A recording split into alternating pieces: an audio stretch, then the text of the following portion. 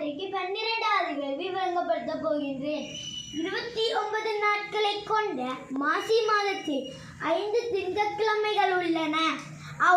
5 திங்கட்கிழமைகளினதும் திகதிகளினதும் கூட்டுத்தொகை யாது? இங்க எங்களுக்கு தெரியும் 29 நாள் என்றா லீப் வருடம் என்று. அப்ப 29 நாளில் திங்கட்கிழமை என்றது தெரியும். 29லேருந்து நாங்கள் 7 கழிப்போம். 7 கழிச்சா 22 திங்கட்கிழமை. 22லேருந்து 7 கழிச்சா 15 திங்கட்கிழமைகள். 15லேருந்து 7 கழிச்சா 8 திங்கட்கிழமை. 8லேருந்து 7 கழிச்சா 1 திங்கட்கிழமை.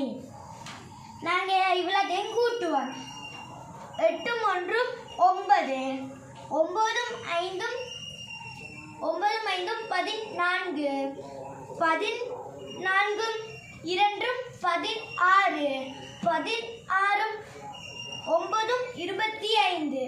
அப்ப 5 எழுதி 2 மீதி 2 2 4, 4 1 5, 5 2 7.